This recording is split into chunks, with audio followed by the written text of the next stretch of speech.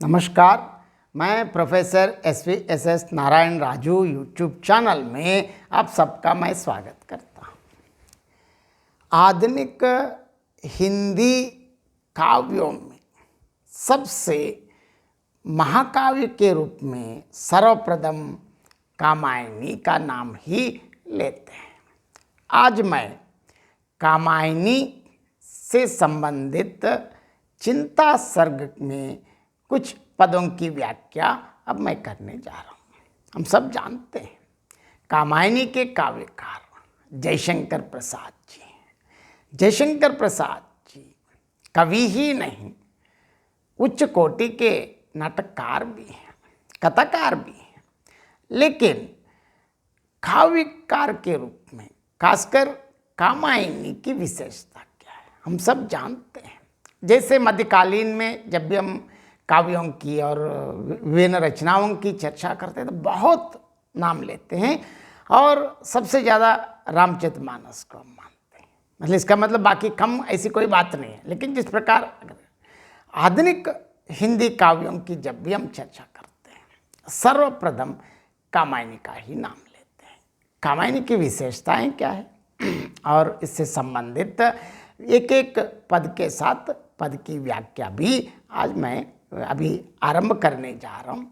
सबसे पहले प्रथम जो सर्ग है चिंता सर्ग है। चिंता का क्यों इस प्रकार नाम रखा है और क्या विशेषता है, अब हम धीरे धीरे एक एक के बारे में चर्चा करेंगे। प्रलय में विनाश होने पर भी मनु एकाकी जीवित रह गए। अतीत वैभव के विनाश और चारों ओर प्रलय का दृश्य देखकर मनु के मन की जैसी स्थिति संभव है उसी का चिंता सर्ग में अर्थात इस सर्ग में वर्णन किया है।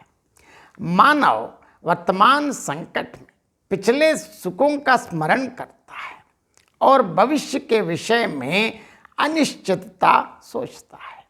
मनोवैज्ञानिक दृष्टि से मन की स्थिति का विश्लेषण करते हुए सर्ग का नामकरण भी रखा है चिंता। देखिए इस चिंता सर्ग में सबसे पहला जो पद है हिमगिरि के उत्तुंग शिखर पर।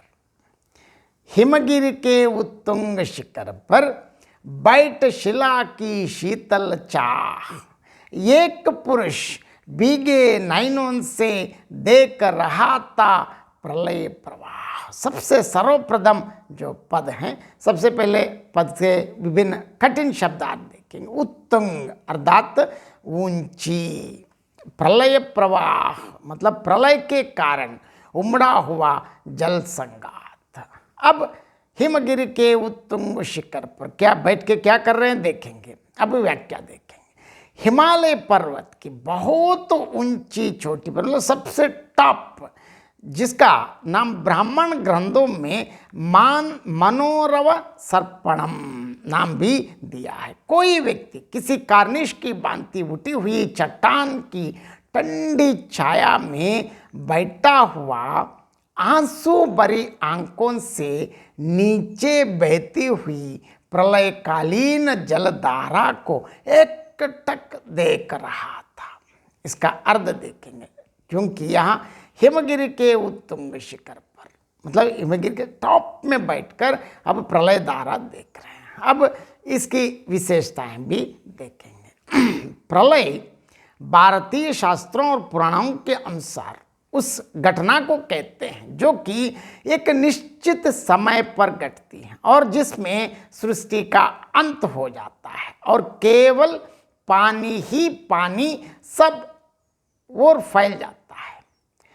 इसी को मुस्लिम ग्रंथों के अनुसार इसी को क्या कहते हैं, कयामत कहते हैं और अंग्रेजों में डूम्सडे भी कहते हैं। अब यहाँ देखेंगे पर्वत शिखरों पर बहुधा जनरली ऐसे होता है कि एक ओर धूप निकली होती है, दूसरी ओर भारी वर्षा भी। इस कारण उस व्यक्ति को चट्टान की ठंडी छाया में बैठना पड़ा और वह कैसे हैं देख लीजिए।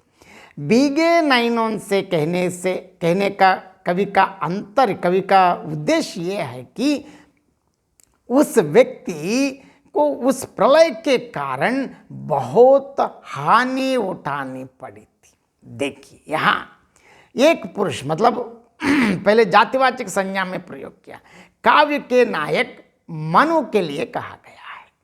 हम सब जानते हैं मनु मनवांतर के प्रमुख शासक की उपाधि है। पुराणों के अनुसार मनवंतर चारों युग के 72 बार मतलब 72 टाइम्स बीतने के समय को कहते हैं।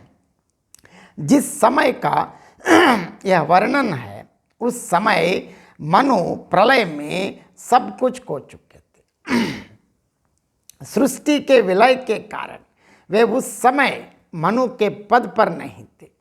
उनका अस्तित्व एक सामान्य व्यक्ति सा रह गया था।